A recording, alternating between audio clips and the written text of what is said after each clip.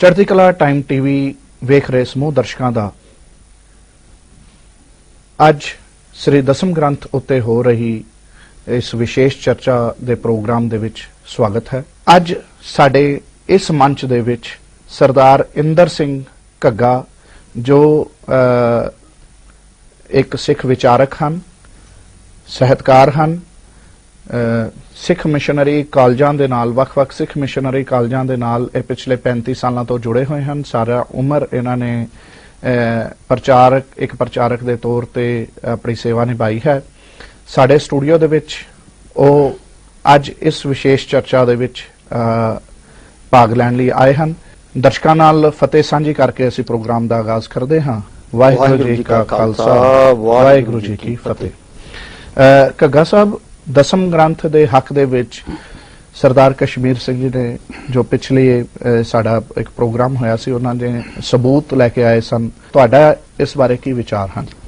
ਪਹਿਲੀ ਗੱਲ ਤਾਂ ਜੀ ਮੇਰੀ ਬੇਨਤੀ ਹੈ ਕਿ ਗੁਰੂ ਗੋਬਿੰਦ ਸਿੰਘ ਸਾਹਿਬ ਨੇ ਆਪਣੀ ਬਾਣੀ ਨੂੰ ਗੁਰੂ ਗ੍ਰੰਥ ਸਾਹਿਬ ਦੇ ਵਿੱਚ ਸ਼ਾਮਲ ਕਿਉਂ ਨਹੀਂ ਕੀਤਾ? ਕਿਉਂਕਿ ਇਹ ਉਹਨਾਂ ਦੇ ਪੂਰੇ ਅਧਿਕਾਰ ਖੇਤਰ ਦੇ ਵਿੱਚ ਸੀ। ਉਹਨਾਂ ਨੂੰ ਕਿਸੇ ਤੋਂ ਪੁੱਛਣਾ ਨਹੀਂ ਸੀ ਪੈਣਾ ਕਿ ਮੈਂ ਆਪਣੀ ਬਾਣੀ ਗੁਰੂ ਗ੍ਰੰਥ ਸਾਹਿਬ ਵਿੱਚ ਸ਼ਾਮਲ ਕਰਾਂ ਕਿ ਨਾ। ਦੂਜੀ ਗੱਲ, ਸਾਰੇ ਦੇ ਸਾਰੇ ਦਸਮ ਗ੍ਰੰਥ ਦੇ ਵਿੱਚ ਜਿਹੜੀਆਂ ਰਚਨਾਵਾਂ ਨੇ ਉਹਨਾਂ ਦੇ ਵਿੱਚ ਜਿਵੇਂ ਕਿ ਗੁਰੂ ਗ੍ਰੰਥ ਸਾਹਿਬ ਦੀ ਬਣਤਰ ਹੈ, ਉਹਦੇ ਵਿੱਚ ਮਹੱਲਾ ਪਹਿਲਾ, ਦੂਜਾ, ਪੰਜਵਾਂ ਆਦਿਕ ਆਉਂਦਾ ਹੈ। ਇਸ ਤਰ੍ਹਾਂ ਮਹੱਲਾ ਦਸਵਾਂ ਤੁਹਾਨੂੰ ਕਿਤੇ ਵੀ ਨਹੀਂ ਮਿਲੇਗਾ। ਤੀਜੀ ਜਿਹੜੀ ਮਹੱਤਵਪੂਰਨ ਕਵੀ ਛਾਪ ਹੈ ਸਾਰੀ ਗੁਰਬਾਣੀ ਦੇ ਵਿੱਚ, ਨੌਵੇਂ ਪਾਤਸ਼ਾਹ ਗੁਰੂ ਤੇਗ ਬਹਾਦਰ ਸਾਹਿਬ ਨੇ, ਜਿਹੜੇ ਕਿ ਗੁਰੂ ਗੋਬਿੰਦ ਸਿੰਘ ਜੀ ਦੇ ਪਿਤਾ ਜੀ ਸਨ, ਉਹਨਾਂ ਨੇ ਨਾਨਕ ਨਾਮ ਦੇ ਨਾਮ ਥੱਲੇ ਆਪਣੀ ਬਾਣੀ ਦੀ ਰਚਨਾ ਕੀਤੀ ਹੈ। ਸਾਰੇ ਦਸਮ ਗ੍ਰੰਥ ਦੇ ਵਿੱਚ ਗੁਰੂ ਗੋਬਿੰਦ ਸਿੰਘ ਜੀ ਨੇ, ਜੇ ਇਹ ਰਚਨਾ ਉਹਨਾਂ ਦੀ ਹੁੰਦੀ ਤਾਂ ਆਪਣਾ ਨਾਮ ਨਾਨਕ ਨਾਮ ਦੇ ਥੱਲੇ ਬਾਣੀ ਉਚਾਰਨ ਕਰਨੀ ਸੀ, ਜਿਹੜੀ ਕਿ ਨਹੀਂ ਹੋਈ। ਤੇ ਅਗਲੀ ਗੱਲ ਇਹ ਹੈ ਕਿ ਸਾਰੇ ਦਾ ਸਾਰਾ ਜਿਹੜਾ ਦਸਮ ਗ੍ਰੰਥ ਦਾ ਮੈਟਰ ਹੈ, ਇਹਦੀ ਜਿਹੜੀ ਹੈ ਵਿੱਚ ਮੌਜੂਦ ਨੇ ਰਚਨਾਵਾਂ, ਇਹ ਸਾਰੇ ਪੁਰਾਣਿਕ ਗ੍ਰੰਥਾਂ ਦੇ ਵਿੱਚ ਮੌਜੂਦ ਨੇ। ਮੈਂ ਸਾਰੇ ਗ੍ਰੰਥਾਂ ਦੇ ਹਵਾਲੇ ਦੇਣ ਨੂੰ ਤਿਆਰ ਹਾਂ ਜਦੋਂ ਤੁਸੀਂ ਅੱਗੋਂ ਪੁੱਛੋਗੇ। ਘੱਗਾ ਸਾਹਿਬ, ਇਹਦਾ ਮਤਲਬ ਤੁਸੀਂ ਜੋ ਦਸਮ ਗ੍ਰੰਥ ਦਾ ਅਜੋਕਾ ਸਰੂਪ ਹੈ, ਤੁਸੀਂ ਇਹ ਖੰਡਨ ਕਰਦੇ ਹੋ ਵੀ ਇਹ ਦਸਮ ਗ੍ਰੰਥ ਦਸ਼ਮੇਸ਼ ਪਿਤਾ ਦੀਆਂ ਬਾਣੀਆਂ ਨਹੀਂ ਹਨ? ਇਹਦਾ ਨਾਮ ਹੀ ਦਸਮ ਗ੍ਰੰਥ ਗਲਤ ਰੱਖਿਆ। ਇਹਦੇ ਕਈ ਨਾਮ ਅਜ ਤੱਕ ਬਦਲਦੇ ਰਹੇ ਨੇ। ਡਾਕਟਰ ਜੋਧ ਸਿੰਘ ਨੇ ਇੱਕ ਜਿਹੜਾ ਪੰਥ ਤੋਂ ਚੋਰੀ ਛੁਪੇ ਪੰਜਾਬ ਤੋਂ ਬਾਹਰ ਹਿੰਦੀ ਦੇ ਵਿੱਚ ਇਹਦਾ ਇੱਕ ਉਲਥਾ ਕੀਤਾ ਹੈ, ਯਾਨੀ ਕਿ ਅਰਥ ਕੀਤੇ ਨੇ ਦਸਮ ਗ੍ਰੰਥ ਦੇ। ਉਹਦਾ ਨਾਮ ਦਸਮ ਸ੍ਰੀ ਗੁਰੂ ਗ੍ਰੰਥ ਸਾਹਿਬ ਵੀ ਨਾਮ ਪ੍ਰਚਲਿਤ ਕੀਤਾ ਹੈ। ਤੇ ਇਹਨਾਂ ਕਾਰਨਾਂ ਕਰਕੇ ਇਹਨੂੰ ਗੁਰੂ ਗ੍ਰੰਥ ਸਾਹਿਬ ਦੇ ਬਰਾਬਰ ਵੀ ਲੋਕਾਂ ਨੇ, ਜਿਹੜੇ ਕਿ ਇਹਦੀ ਜਿਹੜੀ ਵਿਚਾਰਧਾਰਾ ਉਹਨੂੰ ਤੇ ਨਹੀਂ ਜਾਣਦੇ, ਉਹਨਾਂ ਨੂੰ ਬਰਾਬਰ ਵੀ ਲੈ ਆਂਦਾ ਹੋਇਆ। ਨਿਤਨੇਮ ਦੀਆਂ ਬਾਣੀਆਂ ਦੇ ਵਿੱਚ 3 ਬਾਣੀਆਂ ਇਸੇ ਗ੍ਰੰਥ ਦੇ ਵਿੱਚੋਂ ਲਿੱਤੀਆਂ ਗਈਆਂ ਹਨ, ਜਾਪ ਸਾਹਿਬ, ਸੋਈਏ ਤੇ ਚੁਪਈ। ਤੇ ਨਿਤਨੇਮ ਜੇ ਇੱਕ ਸਿੱਖ ਨੂੰ ਜਦੋਂ ਅੰਮ੍ਰਿਤ ਛਕਾਇਆ ਜਾਂਦਾ ਹੈ, 5 ਪਿਆਰਿਆਂ ਵੱਲੋਂ ਹੁਕਮ ਕੀਤਾ ਜਾਂਦਾ ਹੈ ਵੀ 5 ਬਾਣੀਆਂ ਦਾ ਇਹ ਪਾਠ ਕਰਨਾ ਜ਼ਰੂਰੀ ਹੈ। 5 ਬਾਣੀਆਂ ਦੇ ਪਾਠ ਚੋਂ 3 ਬਾਣੀਆਂ ਨਿਤਨੇਮ ਦੀਆਂ ਇਸ ਗ੍ਰੰਥ ਦੇ ਵਿੱਚੋਂ ਹਨ। ਕੀ ਤੁਸੀਂ ਉਸ ਨੂੰ ਵੀ ਨਕਾਰਦੇ ਹੋ? ਬਿਲਕੁਲ ਜੀ। ਉਹ ਗੁਰੂ ਦਸਮ ਪਾਤਸ਼ਾਹ ਦੇ ਨਾਮ ਤੇ ਮੜੀਆਂ ਗਈਆਂ ਬਾਣੀਆਂ ਨੇ। ਉਹਨਾਂ ਦੇ ਵਿੱਚ ਪਹਿਲਾਂ ਮੈਂ ਜ਼ਿਕਰ ਕੀਤਾ ਹੈ ਕਿ ਨਾਨਕ ਨਾਮ ਨਹੀਂ ਆਉਂਦਾ, ਮਹੱਲਾ ਦਸਵਾਂ ਨਹੀਂ ਆਉਂਦਾ, ਤੇ ਉਹਨਾਂ ਦੀ ਜਿਹੜੀ ਤਰਤੀਬ ਹੈ ਉਹ ਗੁਰੂ ਗ੍ਰੰਥ ਸਾਹਿਬ ਦੀ ਬਾਣੀ ਦੇ ਨਾਲ ਨਹੀਂ ਮਿਲਦੀ। ਜੇ ਅਸੀਂ ਗੁਰੂ ਗ੍ਰੰਥ ਸਾਹਿਬ ਦੇ ਵਿੱਚੋਂ ਬਾਣੀ ਪੜ੍ਹ ਕੇ ਜਿੰਨੀ ਪੰਥ ਪ੍ਰਵਾਨ ਕਰ ਲਵੇ ਉਹ ਅੰਮ੍ਰਿਤ ਛਕ ਲਈਏ, ਉਹ ਅੰਮ੍ਰਿਤ ਕੋਈ ਜ਼ਹਿਰ ਨਹੀਂ ਬਣਦਾ, ਉਹ ਵੀ ਅੰਮ੍ਰਿਤ ਹੋਵੇਗਾ। ਜੇ ਕਿਤੇ ਪੁਰਾਣੇ ਸਮੇਂ 'ਚ ਇਹ ਬਾਣੀਆਂ ਸ਼ਾਮਲ ਹੋ ਗਈਆਂ, ਉਦੋਂ ਖੋਜ ਇੰਨੀ ਨਹੀਂ ਹੋਈ ਸੀ, ਤਾਂ ਹੁਣ ਸੋਧ ਕਰ ਲੈਣੀ ਪੰਥ ਦੇ ਹਿੱਤ ਵਿੱਚ ਹੈ, ਨੁਕਸਾਨ ਵਿੱਚ ਨਹੀਂ ਹੈ। ਇਹ ਸ੍ਰੀ ਅਕਾਲ ਤਖਤ ਸਾਹਿਬ ਵੱਲੋਂ ਇੱਕ ਪੰਥ ਪ੍ਰਵਾਨਿਤ ਮਰਿਆਦਾ ਹੈ, ਸਿੱਖ ਰਹਿਤ ਮਰਿਆਦਾ। ਤੇ 1920 ਦੇ ਵਿੱਚ ਜਦੋਂ ਸ਼੍ਰੋਮਣੀ ਕਮੇਟੀ ਹੋਂਦ ਦੇ ਵਿੱਚ ਆਈ, ਉਦੋਂ ਸਰਬੱਤ ਖਾਲਸਾ ਸੱਦਿਆ ਗਿਆ। ਉਦੋਂ ਅਰਦਾਸ ਦਾ ਅਜੋਕਾ ਸਰੂਪ ਜੋ ਹੈ ਉਹ ਸਿੱਖ ਪੰਥ ਨੂੰ ਦਿੱਤਾ ਗਿਆ। ਇਹ ਅਰਦਾਸ ਵੀ ਜੋ ਸਾਡੀ ਹੈ ਇਹ ਦਸਮ ਗ੍ਰੰਥ ਦੇ ਵਿੱਚ ਸ਼ਾਮਲ ਹੈ। ਜੋ ਜਿਹੜਾ ਦਸਮ ਗ੍ਰੰਥ ਦਾ ਅੱਜ ਦਾ ਸਰੂਪ ਹੈ, ਕੀ ਅਸੀਂ ਇਸ ਅਰਦਾਸ ਨੂੰ ਵੀ ਨਕਾਰਦੇ ਹਾਂ? ਜਿੰਨੀ ਖੋਜ ਉਦੋਂ ਹੋਈ ਸੀ, ਉਹਨਾਂ ਨੇ ਉਦੋਂ ਦੀ ਖੋਜ ਦੇ ਮੁਤਾਬਕ ਜਿਹੜਾ ਕੰਮ ਕਰ ਦਿੱਤਾ, ਉਦੋਂ ਉਸ ਹਾਲਾਤ ਦੇ ਵਿੱਚ ਉਹ ਉਹਨਾਂ ਦਾ ਬਹੁਤ ਵੱਡੀ ਮਿਹਨਤ ਸੀ। ਪਰ ਉਦੋਂ ਮਗਰੋਂ 70 ਸਾਲ ਇਸ ਕੰਮ ਨੂੰ ਬੀਤ ਗਏ ਨੇ, ਕਿਉਂਕਿ ਰਹਿਤ ਮਰਿਆਦਾ 1945 'ਚ ਬਣੀ ਹੈ। 70 ਸਾਲ ਤੱਕ ਉਹ ਤੇ ਮੁੜ ਕੇ ਵਿਚਾਰ ਹੀ ਨਾ ਹੋਣੀ, ਇਹ ਅਫਸੋਸਨਾਕ ਪਹਿਲੂ ਹੈ। ਦਸਮ ਗ੍ਰੰਥ ਵਿਵਾਦਾਂ 'ਚ ਲਗਾਤਾਰ ਘਿਰਿਆ ਹੋਇਆ। ਅਨੇਕਾਂ ਸ਼ੰਕੇ ਸੁਭੇ ਇਹ ਤੇ ਉੱਠਦੇ ਆਏ ਨੇ, ਨਾ ਸ਼੍ਰੋਮਣੀ ਕਮੇਟੀ ਵੱਲੋਂ, ਨਾ ਤਖਤਾਂ ਦੇ ਜਥੇਦਾਰਾਂ ਵੱਲੋਂ, ਤੇ ਨਾ ਸਾਡੇ ਪੰਥ ਦੇ ਜਿਹੜੇ ਉੱਚ ਕੋਟੀ ਦੇ ਵਿਦਵਾਨ ਨੇ ਉਹਨਾਂ ਵੱਲੋਂ ਇਹਦੇ ਵਿੱਚ ਦੋ ਟੁਕ ਫੈਸਲਾ ਕਰਨਾ ਜਾਂ ਇਹ ਤੇ ਵਿਚਾਰ ਚਰਚਾ ਕਰਨੀ ਕੀਤੀ ਹੀ ਨਹੀਂ ਗਈ ਹੈ। ਅਗਲੀ ਗੱਲ ਕਿ ਨਿਤਨੇਮ ਦੀਆਂ ਬਾਣੀਆਂ ਜਿਹੜੀਆਂ ਉਦੋਂ ਸ਼ਾਮਲ ਕਰ ਲਈਆਂ ਗਈਆਂ, 1945 ਤੋਂ ਪਹਿਲਾਂ ਇੱਕ ਵੀ ਇਹੋ ਜਿਹਾ ਲਿਖਤੀ ਸਬੂਤ ਨਹੀਂ ਮਿਲਦਾ ਕਿ ਇਹ ਬਾਣੀਆਂ ਅੱਗੇ ਨਿਤਨੇਮ ਹੁੰਦੀਆਂ ਸੀ ਜਾਂ ਇਹ ਬਾਣੀਆਂ ਅੰਮ੍ਰਿਤ ਛਕਾਉਣ ਵੇਲੇ ਪੜ੍ਹੀਆਂ ਜਾਂਦੀਆਂ ਸੀ। ਉਹਦਾ ਇੱਕ ਵੀ ਸਬੂਤ ਨਹੀਂ ਹੈ। ਮੈਂ ਸਾਰੇ ਦੇ ਸਾਰੇ ਗ੍ਰੰਥ ਪੜ੍ਹ ਚੁੱਕੀ ਹਾਂ, ਕਿਸੇ ਦੇ ਕੋਈ ਬਾਣੀ ਲਿਖੀ ਹੈ, ਕਿਤੇ ਕੋਈ ਬਾਣੀ ਲਿਖੀ ਹੈ। ਕਿਹੜੇ ਗ੍ਰੰਥ ਪੜ੍ਹੇ ਤੁਸੀਂ? ਕਿਹੜੇ ਗ੍ਰੰਥ ਪੜ੍ਹੇ? ਹਰਭਜਨ ਸਿੰਘ ਹੋਰਾਂ ਦਾ ਪੜ੍ਹੇ ਹੈ, ਪ੍ਰੋਫੈਸਰ ਸਾਹਿਬ ਸਿੰਘ ਦੇ ਪੜ੍ਹੇ ਨੇ, ਤੇ ਪ੍ਰਿੰਸੀਪਲ ਸਤਵੀਰ ਸਿੰਘ ਦੇ ਪੜ੍ਹੇ ਨੇ, ਜਿੰਨਾ ਕਿ ਸਾਡਾ ਸਮੇਤ ਇਹ ਤਾਂ ਅਜੋਕੇ ਸਮੇਂ ਦੇ ਸਾਹਿਤਕਾਰ ਨੇ ਨਾ ਜੀ। ਪੁਰਾਤਨ ਭਾਈ ਕਾਨ ਸਿੰਘ ਨਾਭਾ ਤੋਂ ਅੱਗੇ ਸੰਤੋਖ ਸਿੰਘ, ਗਿਆਨੀ ਗਿਆਨ ਸਿੰਘ ਅਤੇ ਰਤਨ ਸਿੰਘ ਭੰਗੂ, ਪੰਜਾਂ ਬਾਣੀਆਂ ਦਾ ਉਹਨਾਂ 'ਚ ਕਿਸੇ 'ਚ ਵੀ ਜ਼ਿਕਰ ਨਹੀਂ ਹੈ। ਜਿਹੜਾ ਰਤਨ ਸਿੰਘ ਭੰਗੂਰਾਂ ਦਾ ਪੰਥ ਪ੍ਰਕਾਸ਼ ਲਿਖਿਆ ਹੈ, ਹਾਂਜੀ, ਕਿਧਰੇ ਵੀ ਉਸ 'ਚ ਜ਼ਿਕਰ ਪੰਜ ਨਹੀਂ। ਬਾਣੀ ਦਾ ਕਿਤੇ ਜ਼ਿਕਰ ਨਹੀਂ ਮਿਲੂਗਾ ਤੁਹਾਨੂੰ। ਤੇ ਜਿਹੜਾ ਇਤਿਹਾਸਕਾਰ ਇਤਿਹਾਸ ਲਿਖਦੇ ਨੇ, ਭਾਈ ਵੀਰ ਸਿੰਘ ਵਰਾਂ ਨੇ ਇਤਿਹਾਸ ਲਿਖਿਆ, ਜੋ ਅਜੋਕੇ ਸਮੇਂ ਦੇ ਤੁਹਾਡੇ ਜਿਹੜਾ ਆਪਾਂ ਕਹਿੰਦੇ ਨਵੇਂ ਯੁੱਗ ਦੇ ਸਾਹਿਤਕਾਰ ਹੋਏ ਨੇ, ਤੁਸੀਂ ਵੀ ਇਸ ਨਵੇਂ ਯੁੱਗ ਦੇ ਸਾਹਿਤਕਾਰ ਹੋ, ਉਹ ਗਲਤ ਹੈ ਇਹਦਾ ਮਤਲਬ? ਉਹਨਾਂ ਨੇ ਕਾਵਕ ਉਡਾਰੀਆਂ ਅਤੇ ਆਪਣੇ ਮਨ ਦੇ ਬਲਬਲੇ ਬਹੁਤ ਲਿਖੇ ਨੇ। ਭਾਈ ਵੀਰ ਸਿੰਘ ਨੇ ਜਿਹੜੀ ਗੁਰੂ ਨਾਨਕ ਚਮਤਕਾਰ, ਕਲਗੀਧਰ ਚਮਤਕਾਰ, ਅਸ਼ਟਗੁਰੂ ਚਮਤਕਾਰ ਲਿਖਿਆ, ਮੈਂ ਸਾਰਾ ਪੜ੍ਹ ਚੁੱਕੀ ਹਾਂ। ਉਹਦੇ ਵਿੱਚ ਉਹਨਾਂ ਦੇ ਮਨ ਦੇ ਬਲਬਲੇ ਤਾਂ ਹੈਗੇ ਨੇ, ਉਹਨੂੰ ਇਤਿਹਾਸ ਨਹੀਂ ਕਿਹਾ ਜਾ ਸਕਦਾ। ਉਹ ਇੱਕੋ ਗੱਲ ਨੂੰ ਜਿਹੜੀ ਭਾਈ ਰਣਧੀਰ ਸਿੰਘ ਵਰਾਂ ਨੇ ਇਸ ਤੋਂ ਬਾਅਦ ਚੋਂ ਲਿਖਿਆ। ਭਾਈ ਰਣਧੀਰ ਸਿੰਘ ਨੇ ਇਤਿਹਾਸ ਨਹੀਂ ਲਿਖਿਆ, ਕੇਵਲ ਆਪਣੇ ਗਿਆਨੀ ਸਾਹਿਬ ਸਿੰਘ ਵਰਾਂ ਨੇ ਨਿਤਨੇਮ ਦੀਆਂ ਬਾਣੀਆਂ ਦਾ ਜੋ ਟੀਕੇ ਕੀਤੇ ਨੇ, ਸ੍ਰੀ ਗੁਰੂ ਗ੍ਰੰਥ ਸਾਹਿਬ ਦੇ ਸਾਹਿਬ ਸਿੰਘ ਦਾ ਕਦੀ ਜਿਹੜਾ ਨਿਤਨੇਮ ਦਾ ਸਟੀਕ ਹੈ ਉਹਦੀ ਭੂਮਿਕਾ ਪੜ੍ਹ ਕੇ ਵੇਖ ਲਿਓ, ਉਹਦੇ ਵਿੱਚ ਸਾਫ਼ ਲਿਖਿਆ ਹੋਇਆ ਹੈ ਕਿ ਬੇਨਤੀ ਚੌਪਈ ਦੇ ਅਰਥ ਪ੍ਰੋਫੈਸਰ ਸਾਹਿਬ ਸਿੰਘ ਨੇ ਨਹੀਂ ਕੀਤੇ, ਇਹ ਜੋਗਿੰਦਰ ਸਿੰਘ ਤਲਵਾੜਾ ਦੇ ਕੀਤੇ ਹੋਏ ਨੇ। ਕਿਸੇ ਨੇ ਵੀ ਕੀਤੇ ਨੇ ਇਹ, ਜੋ ਜਿਨ੍ਹਾਂ ਨੇ ਅਰਥ ਕੀਤੇ ਨੇ ਉਹ ਬਿਨਾਂ ਇਤਿਹਾਸਕ ਪਹਿਲੂ ਤੇ ਜਾਣੇ ਇਹਨਾਂ ਦੇ ਅਰਥ ਕਰਤੇ ਵੀ ਹਾਂਜੀ ਇਹ ਬਾਣੀਆਂ ਪੰਥ ਪ੍ਰਵਾਨਿਤ ਨਹੀਂ ਹਨ। ਤਾਂ ਇਸ ਕਰਕੇ ਅੱਜ ਜੋ ਹਾਲਾਤ ਇੰਨੀ ਅੱਗੇ ਵੱਧ ਚੁੱਕੀ ਹੈ, ਹੁਣ ਤਾਂ ਅਸੀਂ ਕੁਝ ਹੱਦ ਤੱਕ ਇਹ ਗੱਲ ਕਹਿਣ ਦੇ ਸਮਰੱਥ ਹੋ ਗਏ ਹਾਂ, ਕਿਉਂਕਿ ਮੀਡੀਆ ਦੇ ਨਾਲ ਲੋਕਾਂ ਤੱਕ ਇਹ ਗੱਲ ਪਹੁੰਚ ਜਾਂਦੀ ਹੈ। ਉਹਨਾਂ ਹਾਲਾਤਾਂ 'ਚ ਜੇ ਉਹ ਲੋਕ ਸਾਹਿਬ ਸਿੰਘ ਪ੍ਰੋਫੈਸਰ ਵਰਗੇ ਇਹ ਕੰਮ ਕਰ ਜਾਂਦੇ, ਉਹਨੂੰ ਪੰਥ ਚੋਂ ਛੇਕ ਦੇਣਾ ਸੀ। ਜਿਹੜਾ ਗੁਰਬਾਣੀ ਦਾ ਟੀਕਾ ਵਰਗਾ ਵੱਡਾ ਕੰਮ ਉਹਨਾਂ ਨੇ ਕੀਤਾ, ਉਹ ਵੀ ਨਹੀਂ ਸੀ ਕਰਨ ਦੇਣਾ ਉਹਨਾਂ ਨੇ। ਅੱਛਾ, ਇੱਕ ਮੈਂ ਇੱਥੇ ਪੰਥ ਤੋਂ ਛੇਕਿਆਂ ਦੀ ਗੱਲ ਆ ਜਾਂਦੀ ਹੈ। ਇੰਦਰ ਸਿੰਘ ਜੀ, ਹਾਂਜੀ, ਤੁਸੀਂ ਪਿਛਲੇ 35 ਸਾਲਾਂ ਤੋਂ ਸਿੱਖ ਮਿਸ਼ਨਰੀਆਂ ਨਾਲ ਜੁੜੇ ਹੋ। ਹਾਂਜੀ, ਤੁਹਾਡਾ ਕਹਿਣਾ ਹੈ ਦਸਮ ਗ੍ਰੰਥ ਇਹ ਜੋ ਅਜੋਕਾ ਸਰੂਪ ਹੈ, ਦਸ਼ਮੇਸ਼ ਪਿਤਾ ਦੀਆਂ ਬਾਣੀਆਂ ਹੀ ਨਹੀਂ ਹਨ। ਨਹੀਂ ਹਨ। ਕੀ ਇਸ ਦਾ ਮਤਲਬ ਜੋ ਹੈ, ਜੇ ਅਸੀਂ ਦਸ਼ਮੇਸ਼ ਪਿਤਾ ਦਾ ਜੀਵਨ ਪੜ੍ਹਦੇ ਹਾਂ, ਹਾਂਜੀ, ਜੀਵਨ ਜੇ ਅਸੀਂ ਉਹਨਾਂ ਦਾ ਪੜ੍ਹਦੇ ਹਾਂ ਤਾਂ ਇੱਕ ਬਹੁਤ ਵੱਡੇ ਸਾਹਿਤਕਾਰ ਹੋਏ ਨੇ, ਲੇਖਕ ਹੋਏ ਨੇ, ਵਿਚਾਰਕ ਹੋਏ ਨੇ, ਸੰਤ ਵੀ ਹੋਏ ਨੇ, ਸਿਪਾਹੀ ਵੀ ਹੋਏ ਨੇ, ਕਿ ਅਸੀਂ ਉਹਨਾਂ ਦੇ ਜੀਵਨ ਚੋਂ ਅਸੀਂ ਇਹ ਬਿਲਕੁਲ ਗੱਲ ਕੱਢ ਦਿਆਂਗੇ ਵੀ ਉਹਨਾਂ ਨੇ ਕਿਸੇ ਵੀ ਬਾਣੀ ਦੀ ਰਚਨਾ ਨਹੀਂ ਕੀਤੀ? ਪਹਿਲੀ ਗੱਲ ਤਾਂ ਮਾਰਕੰਡੇ ਪੁਰਾਣ ਦੇ ਵਿੱਚ ਜਾਪ ਸਾਹਿਬ ਆਦਿਕ ਮੌਜੂਦ ਪਿਆ, 539 ਪੰਨੇ ਤੋਂ ਲੈ ਕੇ 561 ਪੰਨੇ ਤੱਕ ਮਾਰਕੰਡੇ ਪੁਰਾਣ ਜੀ ਨੇ ਸ਼ਿਵ ਪੁਰਾਣ ਦੇ ਵਿੱਚ ਵੇਖ ਲਓ, ਮਾਰਕੰਡੇ ਪੁਰਾਣ 'ਚ ਵੇਖ ਲਓ, ਤੇ ਇਸ ਤਰ੍ਹਾਂ ਜਿਹੜੇ ਹੋਰ ਇਹਨਾਂ ਦੇ ਪੁਰਾਣ ਗ੍ਰੰਥ ਨੇ ਉਹਨਾਂ 'ਚ ਮੌਜੂਦ ਹੈ। ਅਗਲੀ ਗੱਲ, 6ਵੇਂ ਪਾਤਸ਼ਾਹ ਨੇ ਕੁਝ ਨਹੀਂ ਲਿਖਿਆ, 7ਵੇਂ ਪਾਤਸ਼ਾਹ ਨੇ ਕੁਝ ਨਹੀਂ ਲਿਖਿਆ, 8ਵੇਂ ਪਾਤਸ਼ਾਹ ਨੇ ਕੁਝ ਨਹੀਂ ਲਿਖਿਆ, ਉਹ ਵੀ ਸਾਡੇ ਸਤਿਕਾਰ ਦੇ ਓਨੇ ਹੀ ਪਾਤਰ ਨੇ ਜਿਨੇ ਬਾਕੀ ਗੁਰੂ ਸਾਹਿਬਾਨ। 10ਮ ਪਾਤਸ਼ਾਹ ਨੇ ਜੇ ਕੁਝ ਨਹੀਂ ਲਿਖਿਆ ਹੋਵੇ ਤਾਂ ਵੀ ਉਹ ਸਾਡੇ ਸਤਿਕਾਰ ਦੇ ਪਾਤਰ ਨੇ। ਇਸ ਲਿਖਤ ਦੇ ਨਾਲ ਜਿਹੜੀ ਕਿ ਪਹਿਲਾਂ ਹੀ ਹਿੰਦੂ ਪੁਰਾਣਿਕ ਗ੍ਰੰਥਾਂ ਦੇ ਵਿੱਚ ਮੌਜੂਦ ਹੈ, ਉਹਦਾ ਅਨੁਵਾਦ ਕਵੀਆਂ ਨੇ, ਰਾਮ ਅਤੇ ਸ਼ਾਮ ਕਵੀਆਂ ਦਾ 122 ਵਾਰੀ 10ਮ ਗ੍ਰੰਥ ਦੇ ਵਿੱਚ ਜ਼ਿਕਰ ਆਉਂਦਾ, ਨਾਮ ਆਉਂਦਾ। ਆਪਣੇ ਨਾਮ ਥੱਲੇ ਉਹ ਕਾਵਿਕ ਰਚਨਾ ਲਿਖ ਰਹੇ ਨੇ, ਉਹਨਾਂ ਦਾ ਨਾਮ ਛੱਡ ਕੇ ਗੁਰੂ ਗੋਬਿੰਦ ਸਿੰਘ ਦਾ ਨਾਮ ਨਾਲ ਜੋੜਨੀ ਇਹ ਵਾਜਬ ਨਹੀਂ ਹੈ। ਤੁਸੀਂ ਕਿੰਨੀ ਵਾਰ ਦਸਮ ਗ੍ਰੰਥ ਪੜ੍ਹਿਆ? ਮੈਂ ਟੀਕਾ ਵੀ ਪੜ੍ਹ ਚੁੱਕਿਆ ਤੇ 10ਮ ਗ੍ਰੰਥ ਵੀ ਇੱਕ ਵਾਰੀ ਪੜ੍ਹ ਚੁੱਕੇ ਹਾਂ। ਟੀਕਾ ਕਿਹਦਾ ਪੜ੍ਹਿਆ ਜੀ? ਰਤਨ ਸਿੰਘ ਜੱਗੀ ਦਾ ਟੀਕਾ ਪੜ੍ਹਿਆ ਮੈਂ। ਰਤਨ ਸਿੰਘ ਜੱਗੀ ਦਾ ਟੀਕਾ ਪੜ੍ਹਿਆ। ਹਾਂਜੀ। ਕੀ ਉਸ ਟੀਕੇ ਦੇ ਜੋ ਮੁੱਖ ਬੰਦ ਨੇ, ਹਾਂਜੀ, ਰਤਨ ਸਿੰਘ ਜੱਗੀ ਦੇ, ਹਾਂਜੀ, ਉਹਨਾਂ ਨੇ ਪ੍ਰੀਫੇਸ ਤਾਂ ਲਿਖਿਆ ਹੀ ਹੋਏਗਾ? ਹਾਂਜੀ। ਤੇ ਉਸ ਟੀਕੇ ਦੇ ਵਿੱਚ ਕਿਧਰੇ ਵੀ ਉਹਨਾਂ ਨੇ ਇਹ ਲਿਖਿਆ ਵੀ ਇਹ ਦਸ਼ਮੇਸ਼ ਪਿਤਾ ਦੀਆਂ ਬਾਣੀਆਂ ਨਹੀਂ ਹਨ? ਉਹਨਾਂ ਨੇ ਇਥੋਂ ਤੱਕ ਭੂਮਿਕਾ ਦੇ 18 ਨੰਬਰ ਪੰਨੇ ਦੇ ਉੱਤੇ ਜਿਹੜਾ ਰਤਨ ਸਿੰਘ ਜੱਗੀ ਜੀ ਨੇ ਲਿਖਿਆ ਹੋਇਆ ਹੈ ਕਿ 1897 ਤੋਂ ਪਹਿਲਾਂ 10ਮ ਗ੍ਰੰਥ ਨਾਮ ਦਾ ਇਸ ਤਰ੍ਹਾਂ ਦਾ ਗ੍ਰੰਥ ਕੋਈ ਨਹੀਂ ਸੀ। ਇੱਕ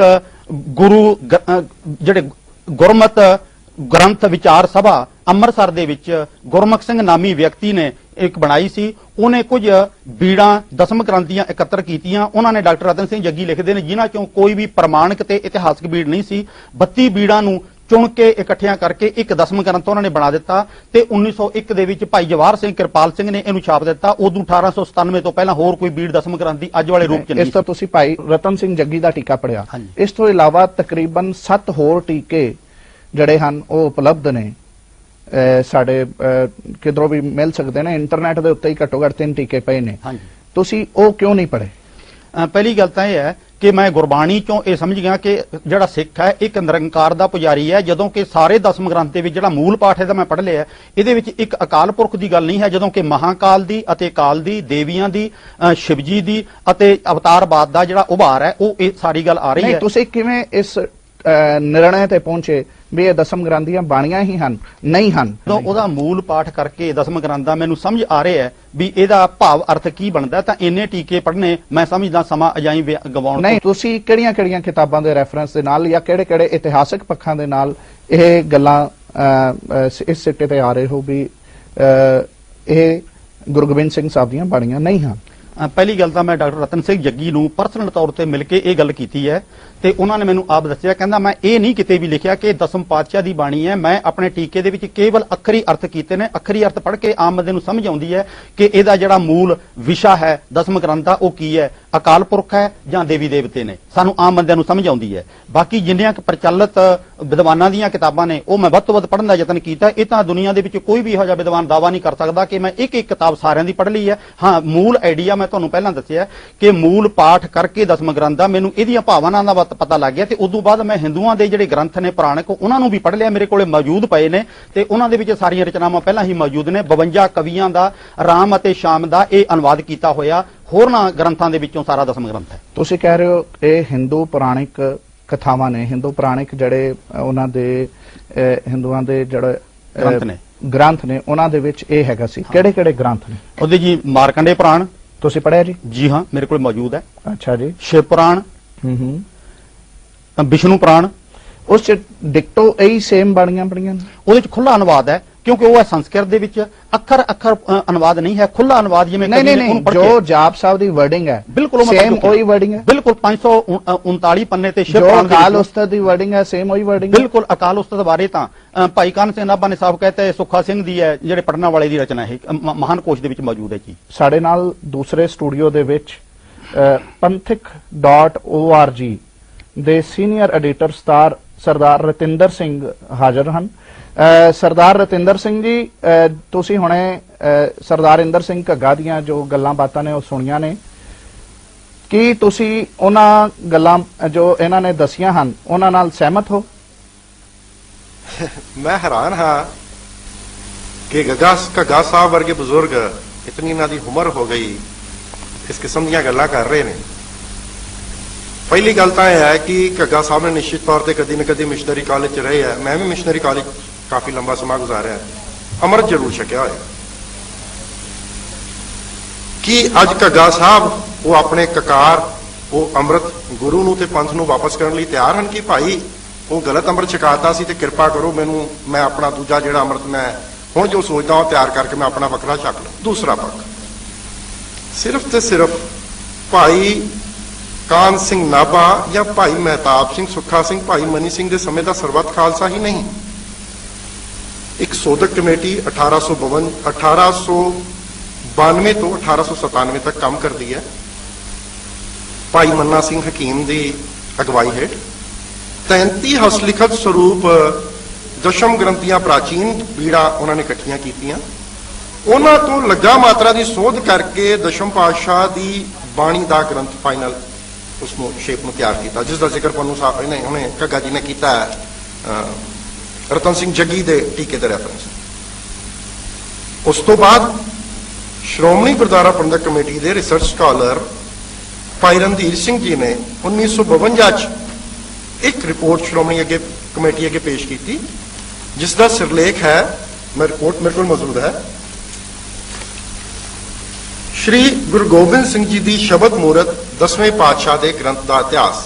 ਮੈਂ ਬੇਨਤੀ ਕਰਾਂਗਾ ਘੱਗਾ ਸਾਹਿਬ ਨੂੰ, ਇਹ ਸ਼੍ਰੋਮਣੀ ਕਮੇਟੀ ਦਾ ਅਥੈਂਟਿਕ ਡਾਕੂਮੈਂਟ ਹੈ, ਸਿੱਖ ਰੈਫਰੈਂਸ ਲਾਇਬ੍ਰੇਰੀ ਤੋਂ ਅਸੀਂ ਇਹ ਅਰੇਂਜ ਕੀਤੀ ਹੈ, ਅਸੀਂ ਫੋਟੋਕਾਪੀ 52 ਵਿੱਚ ਛਪੀ ਹੈ 2000 ਕਾਪੀ, 54 ਚ ਛਪੀ ਹੈ 2000 ਕਾਪੀ, 64 ਚ 1000 ਕਾਪੀ ਛਪੀ।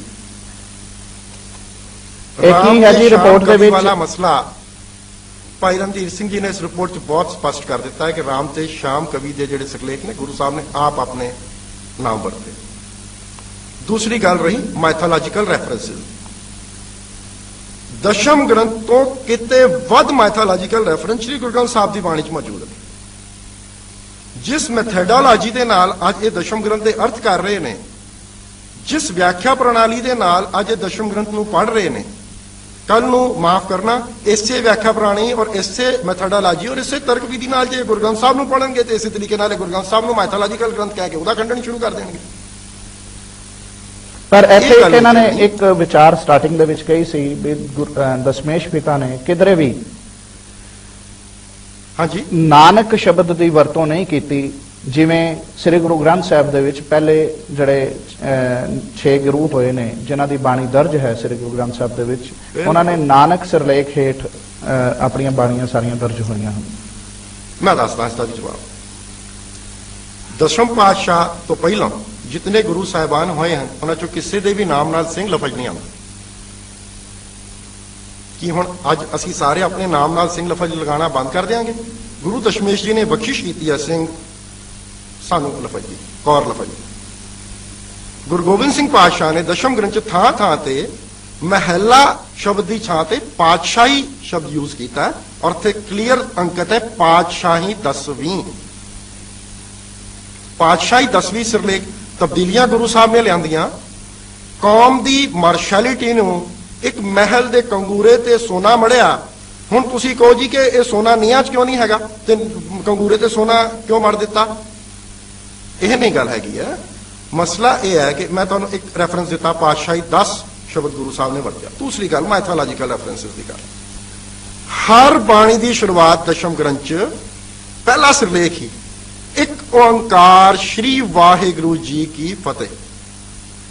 ਮਾਈਥੋਲੋਜੀ ਤਾਂ ਕੁਝ ਬਚੀ ਹੀ ਨਹੀਂ। ਉਸ ਤੋਂ ਅਗਲੀ ਗੱਲ ਕਰੀ, ਥਾਂ ਥਾਂ ਤੇ ਬ੍ਰਾਹਮਣਵਾਦ ਦਾ, ਕਰਮਕਾਂਡਾਂ ਦਾ, ਦੇਵੀ ਦੇਵਤਿਆਂ ਦਾ, ਮੈਥੋਲੋਜੀਕਲ ਗ੍ਰੰਥਾਂ ਦਾ ਦਸ਼ਮ ਗ੍ਰੰਥ ਦੇ ਵਿੱਚ ਹੀ ਖੰਡਨ ਮਿਲਦਾ ਹੈ। ਔਰ ਇਤਨਾ ਸਖਤ ਖੰਡਨ ਇਹਨਾਂ ਸਾਰੀਆਂ ਚੀਜ਼ਾਂ ਦਾ ਇਤਨੀ ਸਟਫ ਸ਼ਬਦਾਵਲੀ ਵਿੱਚ ਕਿਸੇ ਹੋਰ ਗ੍ਰੰਥ 'ਚ ਨਹੀਂ ਮਿਲਦਾ। ਮੈਂ ਕੁਝ ਐਗਜ਼ਾਮਪਲਾਂ ਦੇਣੀਆਂ ਚਾਹਾਂਗਾ। ਅਸੀਂ ਸੋਧਰ 'ਚ ਰੋਜ਼ ਪੜ੍ਹਦੇ ਹਾਂ, ਰਾਮ ਰਹੀਮ ਪੁਰਾਨ ਕੁਰਾਨ ਅਨੇਕ ਕਹੇ ਮਤ ਏਕ ਨਾ ਮਾਨਿਓ। ਕਿੱਥੇ ਰਹਿ ਗਈ ਮੈਥੋਲੋਜੀ? ਕਿੱਥੇ ਰਹਿ ਗਿਆ ਬ੍ਰਾਹਮਣਵਾਦ? ਕਿੱਥੇ ਰਹਿ ਗਿਆ ਮਾਰਕੰਡੇ ਪੁਰਾਣ? ਪਰ ਜਿਵੇਂ ਕਹਿ ਰਹੇ ਨੇ ਮਾਰਕੰਡੇ ਪੁਰਾਣ ਦੇ ਵਿੱਚ ਹੂਬਹੂ ਉਹੀ ਜੋ ਸ਼ਬਦ ਨੇ ਜਾਪ ਸਾਹਿਬ ਦੇ ਉਵੇਂ ਹੀ ਲਿਖੇ ਗਏ ਨੇ। ਬਿਲਕੁਲ ਐਸਾ ਨਹੀਂ ਹੈ। ਮਾਰਕੰਡੇ ਪੁਰਾਣ ਸੰਸਕ੍ਰਿਤ ਵਿੱਚ ਹੈ। ਸੰਸਕ੍ਰਿਤ ਦਾ ਉਲਥਾ ਜੇ ਕਿਸੇ ਵਿਅਕਤੀ ਨੇ ਕਿਸੇ ਰੂਪ 'ਚ ਕੀਤਾ ਹੈ ਤੇ ਮਾਰਕੰਡੇ ਪੁਰਾਣ 'ਚ ਵੀ ਜੇ ਰੱਬ ਨੂੰ ਕਿਸੇ ਨਾਵਾਂ ਨਾਲ ਸੰਬੋਧਨ ਕੀਤਾ ਗਿਆ ਉਹਨਾਂ ਹੀ ਨਾਵਾਂ ਨਾਲ ਜੇ ਜਾਪ ਸਾਹਿਬ 'ਚ ਗੁਰੂ ਸਾਹਿਬ ਨੇ ਸੰਬੋਧਨ ਕਰ ਦਿੱਤਾ ਤਾਂ ਇਹਨੂੰ ਮਾਰਕੰਡੇ ਪੁਰਾਣ ਦਾ ਉਤਾਰਾ ਨਹੀਂ ਕਿਹਾ ਜਾ ਸਕਦਾ।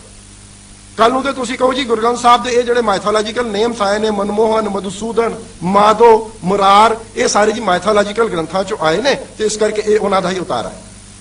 ਇਸ ਕਿਸਮ ਦੀ ਵਿਆਖਿਆ ਪ੍ਰਣਾਲੀਆਂ, ਇਹ ਮੈਥਡੋਲੋਜੀ ਜੋ ਹੈਗੀ ਹੈ, ਇਸ ਕਿਸਮ ਦੀ ਜੋ ਤਰਕ ਵਿਧੀ ਹੈ, ਮਾਫ ਕਰਨਾ ਮੇਰਾ ਜੋ ਇਸ ਸਮੇਂ ਤੇ ਕਹਿਣਾ ਹੈ ਦਰਸ਼ਕਾਂ ਨੂੰ ਕਿ ਜਿਸ ਤਰਕ ਵਿਧੀ ਨਾਲ ਅੱਜ ਦਸ਼ਮ ਗ੍ਰੰਥ ਦਾ ਖੰਡਨ ਕੀਤਾ ਜਾ ਰਿਹਾ ਹੈ, ਜਿਸ ਤਰਕ ਵਿਧੀ ਨਾਲ, ਜਿਸ ਮੈਥਡੋਲੋਜੀ ਦੇ ਨਾਲ ਖੰਡਨ ਕੀਤਾ ਜਾ ਰਿਹਾ ਹੈ, ਜੇ ਇਹੀ ਮੈਥਡੋਲੋਜੀ ਤੁਸੀਂ ਗੁਰੂ ਗ੍ਰੰਥ ਸਾਹਿਬ ਤੇ ਕੱਲ ਨੂੰ ਲਗਾ ਦਿਓਗੇ ਸਾਰੇ ਗੁਰੂ ਗ੍ਰੰਥ ਸਾਹਿਬ ਦਾ ਖੰਡਨ ਇਸੇ ਵਿਧੀ ਕਰਨਾ ਚਾਹੋਗੇ। ਔਰ ਮਾਫ ਕਰਨਾ ਅਸਲ 'ਚ ਘੱਗਾ ਸਾਹਿਬ ਤੇ ਇਹਨਾਂ ਸੰਗੀ ਸਾਥੀਆਂ ਦਾ ਉਦੇਸ਼ ਹੀ ਲੌਂਗ ਟਰਮ ਉਦੇਸ਼ ਇਹੀ ਹੈ ਕਿ ਅੱਜ ਨਹੀਂ ਕੱਲ ਗੁਰੂ ਗ੍ਰੰਥ ਸਾਹਿਬ ਦਾ ਵੀ ਖੰਡਨ ਕਰ ਦਿੱਤਾ ਜਾਏ। ਇਸੇ ਵਿੱਚ ਇਹਨਾਂ ਦੇ ਦੂਜੇ ਜਿਹੜੇ ਸੰਗੀ ਸਾਥੀ ਨੇ ਉਹ ਇੱਥੇ ਤੱਕ ਕਹਿ ਚੁੱਕੇ ਨੇ ਕਿ ਜੀ ਗੁਰੂ ਨਾਨਕ ਪਾਤਸ਼ਾਹ ਨੇ ਗੁਰੂ ਅੰਗਦ ਦੇਵ ਜੀ ਮਹਾਰਾਜ ਨੂੰ ਗੁਰਗੱਦੀ ਦਿੱਤੀ ਹੀ ਨਹੀਂ। ਇੱਥੇ ਤੱਕ ਕਹਿ ਚੁੱਕੇ ਨੇ ਕਿ ਗੁਰੂ ਗ੍ਰੰਥ ਸਾਹਿਬ ਨੂੰ ਮੱਥਾ ਟੇਕਣਾ ਬ੍ਰਾਹਮਣਵਾਦ ਹੈ। ਅਸੀਂ ਆਪਣੇ ਜੋ ਸਾਡਾ ਅੱਜ ਦਾ ਵਿਚਾਰ ਹੈ ਉਹ ਦਸਮ ਗ੍ਰੰਥ ਦੇ ਉੱਤੇ ਹੈ। ਅਸੀਂ ਉਸੇ ਤੇ ਰਹੀਏ। ਘੱਗਾ ਸਾਹਿਬ ਨੇ ਪਹਿਲੇ ਬੜੇ ਕਲੀਅਰ ਸ਼ਬਦਾਂ ਵਿੱਚ ਕਿਹਾ ਹੈ ਵੀ ਜੋ ਦਸਮ ਗ੍ਰੰਥ ਦਾ ਅਜੋਕਾ ਸਰੂਪ ਹੈ ਇਹਦਾ ਇਹ ਸਰੂਪ ਹੀ 1897 ਚ ਬਣਿਆ ਹੈ। ਉਸ ਤੋਂ ਪਹਿਲੇ ਭਾਈ ਮਨੀ ਸਿੰਘ ਵਰਾਂ ਦੀ ਇਹ ਸੰਪਾਦਿਤ ਬਾਣੀ ਨਹੀਂ ਹੈ, ਜਦਕਿ ਸਾਡੇ ਪਿਛਲੇ ਸ਼ੋਅ ਦੇ ਵਿੱਚ ਸਰਦਾਰ ਕਸ਼ਮੀਰ ਸਿੰਘ ਇਹਦੇ ਸਬੂਤ ਵੀ ਲੈ ਕੇ ਆਏ ਸਨ। ਤੁਹਾਡਾ ਇਸ ਬਾਰੇ ਕੀ ਕਹਿਣਾ? ਦੇਖੋ ਜੀ, ਨਿਸ਼ਚਿਤ ਤੌਰ ਤੇ ਦਸ਼ਮ ਪਾਤਸ਼ਾਹ ਦੀ ਬਾਣੀ ਹੈ, ਭਾਈ ਮਨੀ ਸਿੰਘ ਜੀ ਨੇ ਸੰਪਾਦਿਤ ਕੀਤੀ ਹੈ। ਉਸ ਤੋਂ ਬਾਅਦ ਵੀ ਮੈਂ ਆਧੁਨਿਕ ਸਦੀ ਦੇ ਸਿੱਖ ਵਿਦਵਾਨਾਂ ਤੇ ਆ ਜਾਂਦਾ। ਭਾਈ ਮਨੀ ਸਿੰਘ ਦੀ ਅਸੀਂ ਗੱਲ ਕਰ ਲਈ, ਭਾਈ ਰਣਧੀਰ ਸਿੰਘ ਰਿਸਰਚ ਸਕਾਲਰ ਦੀ 1952 ਦੀ ਗੱਲ ਕਰ ਲਈ, 1892 ਤੋਂ 1897 ਤੱਕ ਦੀ ਸੋਧਕ ਕਮੇਟੀ ਦੀ ਗੱਲ ਕਰ ਲਈ। ਪ੍ਰੋਫੈਸਰ ਸਾਹਿਬ ਸਿੰਘ ਜੀ ਸਾਰੀ ਮਿਸ਼ਨਰੀ ਸਫਾ ਪ੍ਰੋਫੈਸਰ ਸਾਹਿਬ ਸਿੰਘ ਦੀਆਂ ਪੁਸਤਕਾਂ ਪੜ੍ਹਦੀ ਹੈ ਤੇ ਉਹਨਾਂ ਦਾ ਪ੍ਰਚਾਰ ਕਰਦੀ ਹੈ। ਬੁਰਾਈ ਦਾ ਟਾਕਰਾ ਪੁਸਤਕ ਜੋ ਪ੍ਰੋਫੈਸਰ ਸਾਹਿਬ ਸਿੰਘ ਜੀ ਅੰਮ੍ਰਿਤ ਸੰਚਾਰ ਵਾਲੇ ਸਿਰਲੇਖ 'ਚ ਲਿਖਦੇ ਆ, ਸੰਮਤ 1753 'ਚ ਚਰਿਤਰਾਂ ਦੀ ਰਚਨਾ ਹੋਈ ਅਤੇ ਪਰ ਇਸਤਰੀ ਪਰ ਪੁਰਸ਼ ਗਮਨ ਨੂੰ ਬੱਜਰ ਕੁਰੈਤ ਕਰਾਰ ਦਿੱਤਾ ਗਿਆ। ਪ੍ਰੋਫੈਸਰ ਸਾਹਿਬ ਸਿੰਘ ਜੀ ਦੀ ਲਿਖਤ ਦੇਖ ਲਓ। ਪ੍ਰੋਫੈਸਰ ਸਾਹਿਬ ਸਿੰਘ ਜੀ ਦਾ 5 ਬਾਣੀਆਂ ਦਾ ਟੀਕਾ ਜਾਪ ਸਾਹਿਬ ਸਿਰਲੇਖ ਹੇਠ ਪ੍ਰੋਫੈਸਰ ਸਾਹਿਬ ਸਿੰਘ ਜੀ ਨੇ ਲਿਖਿਆ ਕਿ ਜਾਪ ਸਾਹਿਬ ਦਸ਼ਮ ਪਾਤਸ਼ਾਹ ਨੇ ਕਿੱਥੇ ਉਚਾਰਨ ਕੀਤੀ। ਜਿਹੜਾ ਮਸਲਾ ਹੈ ਕਬੂਬਾਜ ਬੇਨਤੀ ਚੌਪਈ ਦੇ ਟੀਕੇ ਦਾ ਪ੍ਰੋਫੈਸਰ ਸਾਹਿਬ ਸਿੰਘ ਦਾ, ਪ੍ਰੋਫੈਸਰ ਸਾਹਿਬ ਉਸ ਸਮੇਂ ਬਹੁਤ ਬਿਰਧ ਹੋ ਚੁੱਕੇ ਸਨ। ਤਲਵਾੜਾ ਜੀ ਤੇ ਭਾਈ ਸੇਵਾ ਸਿੰਘ ਬਦਰ ਸਾਲੇ ਉਹਨਾਂ ਨੂੰ ਬੇਨਤੀ ਕਰਨ ਗਏ ਕਿ ਵੀ ਟੀਕਾ ਛੇਤੀ ਕੰਪਲੀਟ ਕਰ ਦਿਓ। ਪ੍ਰੋਫੈਸਰ ਸਾਹਿਬ ਨੇ ਬੜੇ ਪਿਆਰ ਨਾਲ ਤਲਵਾੜਾ ਜੀ ਨੂੰ ਉਹਨਾਂ ਆਪਣੇ ਹੱਥਾਂ 'ਚ ਬੋਝ ਕੇ ਤੇ ਉਹਨਾਂ ਨੂੰ ਹੁਕਮ ਕੀਤਾ ਕਿ ਬੇਟਾ ਇਹ ਟੀਕਾ ਇਹ ਇੱਕ ਬਾਣੀ ਮੇਰੇ ਤੋਂ ਰਹਿ ਗਈ ਹੈ, ਇਹ ਤੂੰ ਸੰਪੂਰਨ ਕਰ। ਤੇ ਤਲਵਾੜਾ ਜੀ ਨੂੰ ਕੰਪਲੀਟ ਕਰਕੇ ਤੁਹਾਨੂੰ ਛਾਪ ਦਿੱਤਾ। ਇਸ ਵਿੱਚ ਇਹ ਕਹਿਣਾ ਕਿ ਵੀ ਪ੍ਰੋਫੈਸਰ ਸਾਹਿਬ ਨੇ ਕਬੂਬਾਜ ਬੇਨਤੀ ਚੌਪੜੀ ਦਾ ਟੀਕਾ ਨਹੀਂ ਕੀਤਾ, ਮੈਂ ਕਹਿੰਦਾ ਹੁਣੇ ਅਕਾਲ ਉਸਤਤ ਦਾ ਪ੍ਰੋਫੈਸਰ ਸਾਹਿਬ ਨੇ ਜ਼ਿਕਰ ਕੀਤਾ ਹੈ, ਅਕਾਲ ਉਸਤਤ ਵਿੱਚੋਂ ਹੀ ਸਵਈਏ ਲਏ ਹੈ। ਜਾਪ ਸਾਹਿਬ ਦਾ ਟੀਕਾ ਪ੍ਰੋਫੈਸਰ ਸਾਹਿਬ ਨੇ ਕੀਤਾ ਹੈ, ਪ੍ਰੋਫੈਸਰ ਸਾਹਿਬ ਸਿੰਘ ਜੀ ਨੇ। ਸਵਈਏ ਦਾ ਟੀਕਾ ਪ੍ਰੋਫੈਸਰ ਸਾਹਿਬ ਸਿੰਘ ਜੀ ਨੇ ਕੀਤਾ ਹੈ, ਤੇ ਅਕਾਲ ਤਖਤ ਔਰ ਜਾਪ ਸਾਹਿਬ ਦਾ ਵੀ ਇਹ ਖੰਡਨ ਕਰ ਰਹੇ ਨੇ। ਕਰਕੇ ਇਸ ਕਿਸਮ ਦਾ ਪ੍ਰਚਾਰ ਕਰਨਾ, ਮਾਫ ਕਰਨਾ ਮੇਰੇ ਮਿਸ਼ਨਰੀ ਵੀਰੋ, ਸ਼ੋਭਦਾ ਨਹੀਂ ਹੈਗਾ। ਕੋਈ ਸੰਨ 2000 ਦੇ ਆਸ-ਪਾਸ, ਅੱਜ ਤੋਂ 8-9 ਸਾਲ ਪਹਿਲੇ ਮੈਂ ਪ੍ਰਿੰਸੀਪਲ ਹਰਭਜਨ ਸਿੰਘ ਦੀਆਂ ਪੁਸਤਕਾਂ ਪੜ੍ਹੀਆਂ ਦਸ਼ਮ ਗ੍ਰੰਥ ਵਿਰੁੱਧ, ਤੇ ਡਾਕਟਰ ਜੋਤ ਸਿੰਘ ਦਾ ਟੀਕਾ ਮੈਂ ਇਸ ਇਰਾਦੇ ਨਾਲ ਖਰੀਦਿਆ ਸੀ ਕਿ ਮੈਂ ਇਸ ਵਿੱਚੋਂ ਖੰਡਨ ਲੱਭਣਾ ਹੈ ਤੇ ਖੰਡਨ ਕਰਨਾ ਹੈ। ਪਰ ਮੈਂ ਕਹਿੰਦਾ ਤੌਬਾ ਮੇਰੀ, ਜਦੋਂ ਸਮਗਰ ਬਾਣੀ ਡਾਕਟਰ ਜੋਤ ਸਿੰਘ ਦੇ ਟੀਕੇ ਤੋਂ, ਗਿਆਨੀ ਨਰੈਣ ਸਿੰਘ ਦੇ ਟੀਕੇ ਤੋਂ, ਉਸ ਤੋਂ ਬਾਅਦ ਜੱਗੀ ਜੀ ਦਾ ਟੀਕਾ ਆ ਗਿਆ ਤੇ ਮੂਲ ਪਾਠ ਤੋਂ ਪੜ੍ਹੀ, ਤੇ ਮੈਂ ਹੈਰਾਨ ਰਹਿ ਗਿਆ ਕਿ ਵੀ ਜੇ ਇਸ ਦਾ ਅਸੀਂ ਖੰਡਨ ਕਰਦੇ ਹਾਂ ਤੇ ਸਮੁੱਚੇ ਪੰਥ ਦੇ ਪੱਲੇ ਰਹਿ ਕੇ ਜਾਂਦਾ। ਨਾ ਤੁਹਾਡੀ ਫਤਿਹ ਬਚਦੀ ਹੈ, ਫਤਿਹ ਤੋਂ ਸ਼ੁਰੂਆਤ ਕਰਦੇ ਹੋ, ਵਾਹਿਗੁਰੂ ਜੀ ਕਾ ਖਾਲਸਾ ਵਾਹਿਗੁਰੂ ਜੀ ਕੀ ਫਤਿਹ, ਇਹ ਦਸ਼ਮ ਗ੍ਰੰਥ ਚੋਂ ਹੀ ਆਈ ਹੈ। ਤੁਹਾਡੀ ਕਿਰਪਾਨ, ਤੁਹਾਡੀ ਮਾਰਸ਼ੈਲਿਟੀ, ਤੁਹਾਡਾ ਖੰਡੇ ਬਾਟੇ ਦਾ ਅੰਮ੍ਰਿਤ, ਸਭ ਕੁਝ ਦਸ਼ਮ ਗ੍ਰੰਥ ਚੋਂ ਆਇਆ। ਇਹ ਜੋ ਮੈਥਡੋਲੋਜੀ ਨਾਲ ਖੰਡਨ ਕੀਤਾ ਗਿਆ ਹੈ, ਇਹ ਯੋਗ ਨਹੀਂ ਹੈ। ਇਹ ਮੈਂ ਬੇਨਤੀ ਕਰਾਂਗਾ ਕਿ ਬਾਕੀ ਟੀਕਿਆਂ ਨੂੰ, ਆਪਣੀ ਪੜ੍ਹਨ ਦੀ ਜੁਗਤ ਨੂੰ, ਆਪਣੀ ਦ੍ਰਿਸ਼ਟੀ ਨੂੰ, ਉਸ ਨੂੰ ਦੂਸਰੇ ਦ੍ਰਿਸ਼ਟੀਕੋਣ ਤੋਂ ਵੀ ਪੜ੍ਹਨ। ਇੱਕ ਚੀਜ਼ ਨੂੰ ਖੰਡਨ ਦੀ ਦ੍ਰਿਸ਼ਟੀ ਨਾਲ ਪੜ੍ਹਿਆ ਜਾ ਸਕਦਾ ਹੈ, ਉਸ ਨੂੰ ਸਮਾਜਿਕ ਦ੍ਰਿਸ਼ਟੀਕੋਣ ਤੋਂ ਪੜ੍ਹੋ, ਉਸ ਨੂੰ ਮਨੋਵਿਗਿਆਨਿਕ ਦ੍ਰਿਸ਼ਟੀਕੋਣ ਤੋਂ ਪੜ੍ਹੋ, ਉਸ ਨੂੰ ਫਿਲਾਸਫੀਕਲ ਦ੍ਰਿਸ਼ਟੀਕੋਣ ਤੋਂ ਪੜ੍ਹੋ, ਉਸ ਨੂੰ ਭਾਸ਼ਾ ਵਿਗਿਆਨ ਦੇ ਦ੍ਰਿਸ਼ਟੀਕੋਣ ਤੋਂ ਪੜ੍ਹੋ, ਤਾਂ ਤੁਹਾਨੂੰ ਸਮਝ ਆਏਗਾ ਕਿ ਵੀ ਮਾਰਕੰਡੇ ਪੁਰਾਣ ਇਹ ਸਭ ਵਿਕਾਰ ਦੀਆਂ ਗੱਲਾਂ ਨੇ। ਇਹ ਕੁਝ ਟੁਕਾ ਚੁਣ ਕੇ ਚਰਿਤ੍ਰੋਪਖਿਆਨ ਦੇ 7750 ਛੰਦਾਂ ਵਿੱਚੋਂ, ਸਵਈਆਂ ਵਿੱਚੋਂ 30-35 ਸਵਈਏ ਕੱਢ ਕੇ ਤੇ ਉਹਨਾਂ ਦੇ ਅਰਥ ਕਿਸੇ ਪੁਸਤਕ ਚੋਂ ਪੜ੍ਹ ਲੈਣੇ ਤੇ ਉਹਨਾਂ ਤੇ ਹੀ ਕਨਸੈਂਟਰੇਟ ਕਰਕੇ ਉਹਨਾਂ ਵਾਲੀ ਧਿਆਨ ਰੱਖਣਾ, ਇਸ ਕਿਸਮ ਦੀ ਮੈਥਡੋਲੋਜੀ ਨਾਲ ਨਹੀਂ ਚਾਹੇਗਾ। ਮੈਂ ਬੇਨਤੀ ਕਰਨਾ ਜੀ ਕਿ ਜੇ ਤਾਂ ਭਾਈ ਰਤਿੰਦਰ ਸਿੰਘ ਨੇ ਕੋਈ ਸਵਾਲ ਕਰਨਾ ਸੀ ਇੱਕ ਫਿਰ ਤਾਂ ਉਹਨਾਂ ਦੇ ਮੈਂ ਜਵਾਬ ਦਿੰਦਾ। ਇਹਨਾਂ ਅੱਧੇ ਘੰਟੇ ਦਾ ਜਿਹੜਾ ਲੈਕਚਰ ਹੈ ਉਹਦਾ ਤਾਂ ਕੋਈ ਜਵਾਬ ਦਿੱਤਾ ਨਹੀਂ ਜਾ ਸਕਦਾ। ਇੱਕ ਨੁਕਤੇ ਨੂੰ, ਇੱਕ ਸਵਾਲ ਨੂੰ ਸਾਹਮਣੇ ਰੱਖਿਆ ਜਾਵੇ। ਇਹ ਤਾਂ ਤੁਸੀਂ ਇੰਨਾ ਟਾਈਮ ਦਿੱਤਾ ਕਿ ਸਵਾਲ ਹੀ 15 20 30 ਖੜੇ ਹੋ ਗਏ ਨੇ ਤੇ ਉਹਨਾਂ ਦਾ ਬੰਦਾ ਜਵਾਬ ਦੇ ਨਹੀਂ ਸਕਦਾ। ਕੋਈ ਤਰਤੀਬ ਇਹੋ ਜੀ ਰੱਖੋ ਜਿਹਦੇ ਨਾਲ ਉਹ ਸਵਾਲ ਕਰੇ, ਮੈਂ ਜਵਾਬ ਦੇਵਾਂ, ਮੈਂ ਸਵਾਲ ਕਰਾਂ ਤੇ ਉਹ ਜਵਾਬ ਨਹੀਂ, ਉਹਨਾਂ ਨੇ ਤੁਹਾਡੇ ਸਵਾਲਾਂ ਦਾ ਜਵਾਬ ਦਿੱਤਾ ਹੈ। ਤੁਹਾਡਾ ਹੁਣ ਇਹਨਾਂ ਬਾਰੇ ਕੀ ਕਹਿਣਾ? ਉਹਨਾਂ ਨੇ ਜਿਹੜਾ ਸਵਾਲਾਂ ਦਾ ਜਵਾਬ ਇਹਨਾਂ ਨਾਲ ਗੱਡ ਕਰ ਦਿੱਤਾ ਹੋਇਆ, ਕੋਈ ਇੱਕ ਗੱਲ ਰਹਿਣੀ ਨਹੀਂ ਦਿੱਤੀ ਗਈ ਹੈ। ਪਹਿਲੀ ਗੱਲ ਤਾਂ ਉਹਨਾਂ ਨੇ ਫਤਿਹ ਦੀ ਗੱਲ ਆਖੀ ਹੈ, ਸੰਪੂਰਨ ਫਤਿਹ, ਵਾਹਿਗੁਰੂ ਜੀ ਕਾ ਖਾਲਸਾ ਵਾਹਿਗੁਰੂ ਜੀ ਕੀ ਫਤਿਹ, ਗੁਰੂ ਗ੍ਰੰਥ ਦਸਮ ਗ੍ਰੰਥ ਦੇ ਵੀ ਸਾਰੇ ਚ ਹੈ ਨਹੀਂ। ਦੂਜੀ ਗੱਲ, ਮੂਲ ਮੰਤਰ ਜਿਹੜਾ ਗੁਰੂ ਗ੍ਰੰਥ ਸਾਹਿਬ ਦੇ ਵੀ ਸੰਪੂਰਨ ਹੈ, ਉਹ ਉਹਦੇ ਚ ਸਾਰੇ ਚ ਹੈ ਨਹੀਂ। ਤੇ ਇਸੇ ਤਰ੍ਹਾਂ ਜਿਹੜੀ ਅਮਰ ਦੀਆਂ ਇਹ ਬਾਣੀਆਂ ਦਾ ਬਾਰ-ਬਾਰ ਜ਼ਿਕਰ ਕਰਦੇ ਨੇ, 5 ਬਾਣੀਆਂ ਦਾ ਜ਼ਿਕਰ ਮੈਨੂੰ ਦਿਖਾ ਦੇਣ ਕਿਹੜੇ ਥਾਂ ਤੇ, ਕਿਹੜੇ ਪੰਨੇ ਤੇ ਦਸਮ ਗ੍ਰੰਥ ਦੇ ਵਿੱਚ ਮੌਜੂਦ, ਉਹ ਨਹੀਂ ਹੈ। ਤੇ ਇਸ ਤਰ੍ਹਾਂ ਜਿਹੜੀਆਂ ਹੁਣ ਖੋਜਾਂ ਹੋ ਰਹੀਆਂ ਨੇ, ਖੋਜਾਂ ਨੂੰ ਕਦੇ ਰੋਕਿਆ ਨਹੀਂ ਜਾ ਸਕਦਾ ਹੁੰਦਾ। ਇਹ ਖੋਜਾਂ ਨੂੰ ਰੋਕ ਕੇ ਅੱਜ ਤੱਕ ਪੰਥ ਨੂੰ ਅਣਪੜ੍ਹਤਾ ਦੇ ਖਾਰੇ ਸਾਗਰ 'ਚ ਡੋਬਿਆ ਜਾ ਰਿਹਾ ਹੈ। ਇਹ ਜਿਹੜਾ ਪਹਿਲੀ ਭਵਿੱਖਬਾਣੀਆਂ ਕਰਨ ਲੱਗ ਪੈਂਦੇ ਨੇ ਕਿ ਗੁਰੂ ਗ੍ਰੰਥ ਸਾਹਿਬ ਦੇ ਬਾਰੇ ਵੀ ਐਵੇਂ ਹੀ ਕਰਨਗੇ। ਅਸੀਂ ਗੁਰੂ ਗ੍ਰੰਥ ਸਾਹਿਬ ਦਾ ਸਤਿਕਾਰ ਵਧਾਉਣ ਵਾਸਤੇ ਯਤਨ ਕਰ ਰਹੇ ਹਾਂ, ਨਾ ਕਿ ਉਹਨੂੰ ਦਸਮ ਗ੍ਰੰਥ ਦੇ ਬਰਾਬਰ ਰੱਖਣ ਦਾ ਯਤਨ ਕਰ ਰਹੇ ਹਾਂ। ਬਲਕਿ ਇਹ ਲੋਕ ਜਿਹੜੇ ਕਿ ਇਸ ਤਰ੍ਹਾਂ ਦੇ ਦਸਮ ਗ੍ਰੰਥ ਨੂੰ ਮੰਨਣ ਵਾਲੇ ਨੇ, ਇਹ ਗੁਰੂ ਗ੍ਰੰਥ ਸਾਹਿਬ ਦੇ ਬਰਾਬਰ ਦਸਮ ਗ੍ਰੰਥ ਲੈ ਆਏ ਹੋਏ ਨੇ ਤੇ ਥਾਂ ਤੇ ਪ੍ਰਕਾਸ਼ ਹੋਇਆ ਪਿਆ। ਉਹਦੇ ਬਾਰੇ ਕਦੀ ਕੋਈ ਨਹੀਂ ਕਹਿੰਦੇ। ਜਦੋਂ ਰਹਿਤ ਮਰਿਆਦਾ ਸਾਹਿਬ ਲਿਖਿਆ ਹੋਇਆ ਕਿ ਗੁਰੂ ਗ੍ਰੰਥ ਸਾਹਿਬ ਦੇ ਬਰਾਬਰ ਇਹਦੇ ਵਾਕਰ ਕੋਈ ਪੁਸਤਕ ਆਦਿਕ ਨਹੀਂ ਹੋਣੀ ਚਾਹੀਦੀ। ਰਹਿਤ ਮਰਿਆਦਾ ਤੇ ਆ ਰਹੀ ਹੈ। ਰਹਿਤ ਮਰਿਆਦਾ ਤੁਸੀਂ ਇਸ ਤੋਂ ਪਹਿਲੇ ਇੱਕ ਇਸ ਗੱਲੋਂ ਖੰਡਨ ਕਰਤਾ ਵੀ ਜੇ ਅਸੀਂ ਰਹਿਤ ਮਰਿਆਦਾ ਨੂੰ ਜੇ ਤੁਸੀਂ ਮੰਨਦੇ ਹੋ, ਉਸ ਵਿੱਚ 3 ਬਾਣੀਆਂ ਮੰਨੀਆਂ ਗਈਆਂ ਨੇ। ਹੁਣ ਦੂਜੇ ਪਾਸੇ ਤੁਸੀਂ ਰਹਿਤ ਮਰਿਆਦਾ ਦਾ ਤੁਸੀਂ ਕਹਿ ਰਹੇ ਹੋ ਵੀ ਇਸ ਦੇ ਬਰਾਬਰ ਕਿਸੇ ਦਾ ਪ੍ਰਕਾਸ਼ ਨਹੀਂ ਹੋ ਸਕਦਾ। ਹੁਣ ਇਹ ਰਹਿਤ ਮਰਿਆਦਾ ਨੂੰ 2 ਧਾਰੀ ਤਲਵਾਰ ਵਾਂਗ ਕਿਉਂ ਯੂਜ਼ ਕੀਤਾ ਜਾ ਰਿਹਾ? ਇਸ ਕਰਕੇ ਹੈ ਜੀ, ਕਿਉਂਕਿ ਮੈਂ ਆਪਣੇ ਵਿਚਾਰ ਦੇ ਰਿਹਾ। ਮੈਂ ਕੋਈ ਪੰਥ ਦਾ ਕੋਈ ਮੁਖੀ ਨਹੀਂ ਹਾਂ। ਆਪਣੇ ਵਿਚਾਰ ਦੇ ਰਿਹਾ ਕਿ ਜਿਵੇਂ ਕਿ ਸੰਸਾਰ ਦੇ ਸਿਆਣੇ ਲੋਕ ਆਪਣੇ ਧਰਮਾਂ ਦੀਆਂ ਰਹਿਤ ਮਰਿਆਦਾਵਾਂ ਜਾਂ ਆਪਣੇ ਦੇਸ਼ ਨੂੰ ਚਲਾਉਣ ਦੇ ਕਾਨੂੰਨ ਨੇ, ਉਹਦੇ ਵਿੱਚ ਸਮੇਂ-ਸਮੇਂ ਲੋੜ ਦੇ ਮੁਤਾਬਕ ਤਬਦੀਲੀ ਕਰਦੇ ਆਉਂਦੇ ਨੇ। ਇਸੇ ਤਰ੍ਹਾਂ ਸਿੱਖਾਂ ਦੀ ਰਹਿਤ ਮਰਿਆਦਾ 'ਚ ਜੇ ਅੱਜ ਕਮੀ ਪੇਸ਼ੀ ਕੋਈ ਹੈ ਜਿਹੜੀ ਕਿ 1945 ਤੋਂ ਲੈ ਕੇ ਦੁਬਾਰਾ ਇਹ ਤੇ ਗੌਰ ਹੀ ਨਹੀਂ ਕੀਤਾ ਗਿਆ, ਉਹਨੂੰ ਦੁਬਾਰਾ ਸੋਧ ਲਿਆ ਜਾਣਾ ਚਾਹੀਦਾ ਹੈ। ਔਰ ਜਿਹੜਿਆਂ ਨੇ ਇਸ ਰਹਿਤ ਮਰਿਆਦਾ ਨੂੰ ਅੱਜ ਤੱਕ ਇੱਕ ਅੱਖਰ ਤੱਕ ਨਹੀਂ ਮੰਨਿਆ, ਉਹਨਾਂ ਦੇ ਵਿਰੁੱਧ ਕੋਈ ਐਕਸ਼ਨ ਵੀ ਨਹੀਂ ਲਿਆ ਗਿਆ। ਇਹਨਾਂ ਨੇ ਸਰਦਾਰ ਰਤਿੰਦਰ ਸਿੰਘ ਨੇ ਦੱਸਿਆ ਵੀ ਇਹ ਆਪਣੀਆਂ ਜੋ ਗੱਲਾਂ ਇਸ ਮੰਚ ਉੱਤੇ ਕਹਿ ਰਹੇ ਨੇ, ਉਹ ਸਟੱਡੀ ਕਰਕੇ ਕਹਿ ਰਹੇ ਨੇ ਵੀ 3 ਅਰਥ ਟੀਕੇ ਇਹਨਾਂ ਨੇ 7 ਚੋਂ ਪੜ੍ਹੇ ਨੇ। ਇਹਨਾਂ ਨੇ ਅਲੱਗ-ਅਲੱਗ ਪਹਿਲੂਆਂ ਤੋਂ ਦਸਮ ਗ੍ਰੰਥ ਦੀ ਸਟੱਡੀ ਕੀਤੀ ਹੈ। ਤੁਸੀਂ ਕਿਹੜੇ-ਕਿਹੜੇ ਪੱਖਾਂ ਤੋਂ ਸਟੱਡੀ ਕੀਤੀ? ਮੈਂ ਇਹਦਾ ਜਿਹੜਾ ਹਿੰਦੂ ਪੁਰਾਣਿਕ ਗ੍ਰੰਥਾਂ ਦੇ ਵਿੱਚ ਮੈਟਰ ਪਹਿਲੀ ਮੌਜੂਦ ਹੈ, ਜਿਹੜਾ ਇਹਨਾਂ ਨੇ ਹੁਣੀ ਇੱਕ ਗੱਲ ਕਹਿ ਕੇ ਹਟੇ ਨੇ ਕਿ ਇਹ ਰਾਮ ਅਤੇ ਸ਼ਾਮ ਗੁਰੂ ਗੋਬਿੰਦ ਸਿੰਘ ਦੇ ਆਪਣੇ ਨਾਮ ਸੀ। ਇਹ ਕਿਸ ਆਧਾਰ ਤੇ ਕਹਿ ਰਹੇ ਨੇ ਕਿ ਗੁਰੂ ਗੋਬਿੰਦ ਸਿੰਘ ਨੇ ਆਪਣਾ ਨਾਮ ਜੇ ਗੋਬਿੰਦ ਸਿੰਘ ਨਹੀਂ ਵਰਤਣਾ ਸੀ ਤਾਂ ਗੋਬਿੰਦ ਰਾਏ ਵਰਤ ਲੈਂਦੇ। ਨਾਨਕ ਨਾਮ ਉਹਨਾਂ ਦਾ ਗੁਰਬਾਣੀ ਦੇ ਚਾਨਣ ਵਿੱਚ ਵਰਤਿਆ ਜਾਣਾ ਜ਼ਰੂਰੀ ਸੀ, ਉਹ ਨਹੀਂ ਵਰਤਿਆ। ਫਿਰ ਇਹ ਦਸਮ ਗ੍ਰੰਥ ਕਿਸੇ ਰਾਗ ਤੇ ਆਧਾਰਿਤ ਨਹੀਂ ਹੈ। ਇਹਦੇ ਵਿੱਚ ਕੋਈ ਗੁਰੂ ਗ੍ਰੰਥ ਸਾਹਿਬ ਵਾਂਗ ਵੱਜਵੀਂ ਵਿਚਾਰਧਾਰਾ ਕਿਤੇ ਨਹੀਂ ਚੱਲਦੀ। ਇਹਦੇ ਵਿੱਚੋਂ ਸਿੱਖਿਆ ਤਾਂ ਕੀ ਮਿਲਣੀ ਸੀ? ਅਸ਼ਲੀਲਤਾ ਦਾ, ਨਸ਼ਿਆਂ ਦਾ ਅਤੇ ਵਾਲ ਕੱਟਣ ਆਦਿਕ ਦਾ ਜਿਹੜਾ ਹਮਾਇਤ ਮਿਲਦੀ ਹੈ, ਉਹਨਾਂ ਦਾ ਇਹ ਜ਼ਿਕਰ ਕਰਨ ਨੂੰ ਤਿਆਰ ਨਹੀਂ ਹਨ। ਜਿਹੜੀ ਇੰਨੀ ਅਸ਼ਲੀਲਤਾ ਹੈ, ਕਿਸ ਰੈਫਰੈਂਸ ਨਾਲ ਕਹਿ ਰਹੇ ਹੋ? ਤੁਸੀਂ ਸਿਰਫ ਇੱਕੋ ਟੀਕੇ ਦੇ ਆਧਾਰ ਤੇ ਕਹਿ ਰਹੇ ਹੋ ਕਿ ਵੱਖ-ਵੱਖ ਟੀਕਿਆਂ ਦੇ? ਮੈਂ ਇਹਨਾਂ ਦਾ ਜੀ ਜਿਹੜਾ ਮੂਲ ਪਾਠ ਹੈ ਉਹ ਪੜ੍ਹ ਲਿਆ ਹੋਇਆ। ਉਹਦੇ ਵਿੱਚ ਮੈਨੂੰ ਇਹ ਸਮਝ ਆ ਰਹੀ ਹੈ ਕਿ ਇਸ ਤਰ੍ਹਾਂ ਨਸ਼ਿਆਂ ਦੀ ਮੂਲ ਪਾਠ ਦੀ ਸਮਝ ਵੀ ਤਾਂ ਆਉਂਦੀ ਹੈ ਜੇ ਬੰਦੇ ਨੂੰ ਆਪ ਸੰਸਕ੍ਰਿਤ ਦੀ ਨੌਲੇਜ ਹੋਵੇ। ਮਾਫ ਕਰਨਾ ਮੈਂ ਇੱਥੇ ਤੁਹਾਨੂੰ ਟੋਕ ਰਿਹਾ। ਦਸਮ ਗ੍ਰੰਥ ਵਿੱਚ ਜਿੰਨੀਆਂ ਬਾਣੀਆਂ ਨੇ ਉਸ ਦੇ ਵਿੱਚ ਸੰਸਕ੍ਰਿਤ, ਫਾਰਸੀ, ਬ੍ਰਿਜ ਭਾਸ਼ਾ, ਗੁਰਮੁਖੀ, ਇਹਨਾਂ ਸਭ ਦਾ ਜੋ ਇੱਕ ਮਿਲਗੋਬਾ ਹੈ ਉਹ ਮਿਲਦਾ ਹੈ।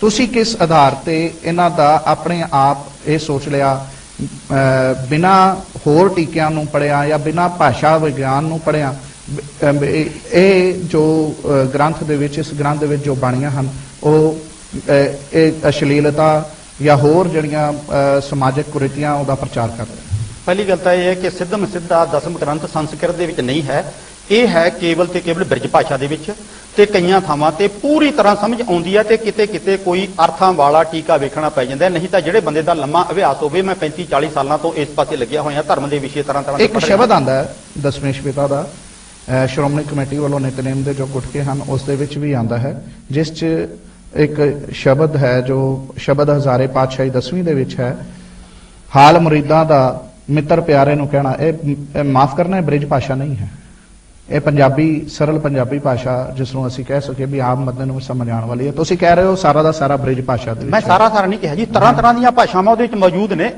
ਫਾਰਸੀ ਵੀ ਹੈਗੀ ਹੈ, ਸੰਸਕ੍ਰਿਤ ਦੇ ਵੀ ਕੁਝ ਮੂਲ ਰੂਪ ਸੰਸਕ੍ਰਿਤ ਨਹੀਂ ਆਈ, ਸੰਸਕ੍ਰਿਤ ਦੀ ਬਹੁਤਾਤ ਵਾਲੇ ਸ਼ਬਦ ਮੌਜੂਦ ਨੇ।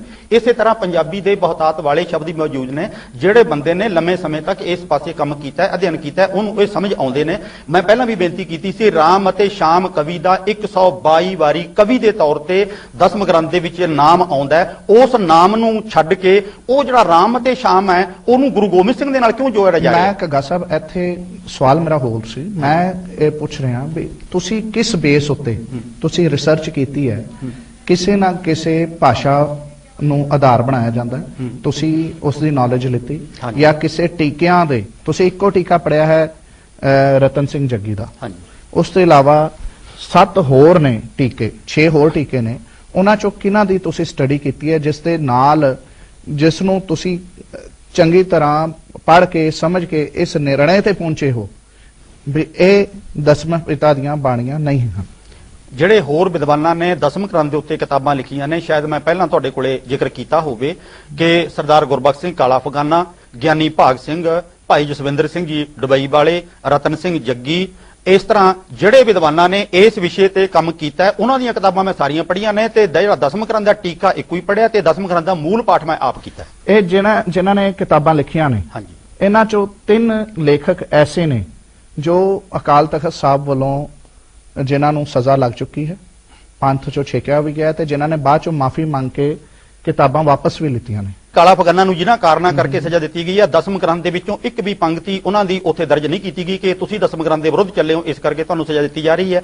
ਅਗਲੀ ਗੱਲ ਕਿ ਅਕਾਲ ਤਖਤ ਦੇ ਉੱਤੇ ਕਿਹਨਾਂ ਢੰਗਾਂ ਦੇ ਨਾਲ ਜਿਹੜੇ ਫੈਸਲੇ ਕੀਤੇ ਜਾ ਰਹੇ ਨੇ, ਹੁਣ ਪ੍ਰੋਫੈਸਰ ਦਰਸ਼ਨ ਸਿੰਘ ਦਾ ਮਾਮਲਾ ਸਾਰਿਆਂ ਦੇ ਸਾਹਮਣੇ ਆ ਗਿਆ, ਉਹ ਵੀ ਬਹੁਤ ਹੀ ਗੰਭੀਰ ਮਸਲਾ ਹੈ ਕਿ ਸਾਡੇ ਇਹਨਾਂ ਪਵਿੱਤਰ ਅਸਥਾਨਾਂ ਨੂੰ ਕਿਵੇਂ ਰਾਜਨੀਤੀ ਦੇ ਅਧੀਨ ਰਹਿ ਕੇ ਵਰਤਿਆ ਜਾ ਰਿਹਾ ਹੈ ਤੇ ਹੁਕਮਨਾਮੇ ਕਿਵੇਂ ਵਾਪਸ ਹੋ ਜਾਂਦੇ ਨੇ, ਕਿਵੇਂ ਜਾਰੀ ਕੀਤੇ ਜਾਂਦੇ ਨੇ। 2000 ਸਨ ਦੇ ਵਿੱਚ 30 ਮਾਰਚ ਨੂੰ ਗਿਆਨੀ ਜੋਗਿੰਦਰ ਸਿੰਘ ਜੀ ਬਦਾਂਤੀ ਜਦੋਂ ਅਕਾਲ ਤਖਤ ਦੇ ਜਥੇਦਾਰ ਬਣੇ ਨੇ, ਉਹਨਾਂ ਨੇ ਸਭ ਤੋਂ ਪਹਿਲਾਂ ਹੁਕਮਨਾਮਾ ਜਾਰੀ ਕੀਤਾ ਸੀ ਕਿ ਜਥੇਦਾਰਾਂ ਨੂੰ ਲਾਉਣ ਅਤੇ ਹਟਾਉਣ ਦਾ ਵਿਧੀ ਵਿਧਾਨ ਘੜਿਆ ਜਾਵੇ। ਸ਼੍ਰੋਮਣੀ ਕਮੇਟੀ ਦੇ ਹੁਕਮ ਦੇ ਨਾਲ ਸਾਹਿਬ ਸਰਦਾਰ ਇੰਦਰ ਸਿੰਘ ਜੀ ਘੱਗਾ ਨੇ ਜੋ ਵਿਚਾਰ ਦੱਸੇ, ਇਸ ਉੱਤੇ ਤੁਹਾਡੀ ਕੀ ਪ੍ਰਤੀਕਿਰਿਆ?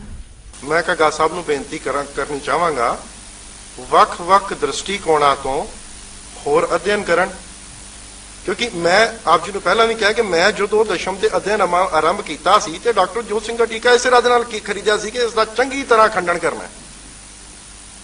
ਤੇ ਜਦੋਂ ਸਤਿਗੁਰ ਨੇ ਜੋ ਅੰਦਰ ਕੋਈ ਇਮਾਨਦਾਰੀ ਦੀਆਂ ਸੂਝ ਦੀ ਕੀਣੀ ਬਖਸ਼ੀ ਸੀ, ਮੈਂ ਪੜਿਆ ਤੇ ਮੈਨੂੰ ਲੱਗਿਆ ਵੀ ਇਸ ਦਾ ਖੰਡਨ ਕਰਨਾ ਪੰਥ ਦੇ ਲਈ ਬਹੁਤ ਨੁਕਸਾਨਦਾਇਕ ਹੈ ਔਰ ਖੰਡਨ ਕਰਨਾ ਸੰਭਵ ਹੀ ਨਹੀਂ ਹੈ, ਕਿਉਂਕਿ ਇਟ ਸੈਲਫ ਬਾਣੀ ਦੇ ਵਿਚਲੇ ਪ੍ਰਮਾਣ, ਬਾਣੀ ਦੀ ਪ੍ਰਮਾਣਿਕਤਾ ਤੇ ਬਾਣੀ ਦੀ ਅਕਾਲ ਪੁਰਖ ਨਾਲ ਇਕਮਿਕਤਾ ਨੂੰ ਪ੍ਰਮਾਣਿਤ ਕਰਦੇ। ਇਮਾਨਦਾਰੀ ਨਾਲ ਪੜ੍ਹਨ ਦੀ ਲੋੜ ਹੈ, ਵੱਖ-ਵੱਖ ਦ੍ਰਿਸ਼ਟੀਕੋਣਾਂ ਤੋਂ ਪੜ੍ਹਨ ਦੀ ਲੋੜ ਹੈ। ਸਿਰਫ ਇੱਕ ਖੰਡਨ ਦੇ ਦ੍ਰਿਸ਼ਟੀਕੋਣ ਤੋਂ ਪਹਿਲਾਂ ਹੀ ਡਿਸਾਈਡ ਕਰ ਲਓ ਜੀ ਮੈਂ ਖੰਡਨ ਕਰਨਾ, ਤੇ ਫਿਰ ਖੰਡਨ ਹੀ ਹੋਏਗਾ, ਉਸ ਤੋਂ ਫਿਰ ਕੁਝ ਨਹੀਂ ਮਿਲ ਸਕਦਾ। ਮੇਰੇ ਕੋਲ ਸਮਾਂ ਬਹੁਤ ਘੱਟ ਹੈ। ਮੈਂ ਸੰਗਤਾਂ ਨੂੰ, ਜੋ ਸਾਡੇ ਦਰਸ਼ਕ ਨੇ, ਉਹਨਾਂ ਨੂੰ ਇੱਕ ਵਾਰ ਫਿਰ ਕਲੀਅਰ ਕਰਦੇ ਹਾਂ, ਸਾਡਾ ਮੁੱਖ ਮੁੱਦਾ ਇਸ ਟਾਕ ਸ਼ੋਅ ਦਾ ਸਿਰਫ ਇੱਕੋ ਹੈ, ਪੰਥ ਦੇ ਵਿੱਚ ਕੋਈ ਵੀ ਕਿਸੇ ਵੀ ਤਰ੍ਹਾਂ ਦੀ ਦੁਚਿੱਤੀ ਨਾ ਰਹਿ ਜਾਏ। ਜੋ ਦਸਮ ਗ੍ਰੰਥ ਦੇ ਹੱਕ ਦੇ ਵਿੱਚ ਹਨ ਜਾਂ ਖਿਲਾਫ ਹਨ, ਅਸੀਂ ਉਹਨਾਂ ਦੋਹਾਂ ਨੂੰ ਇਸ ਮੰਚ ਤੇ ਤੁਹਾਡੇ ਸਾਹਮਣੇ ਲੈ ਕੇ ਆ ਰਹੇ ਹਾਂ।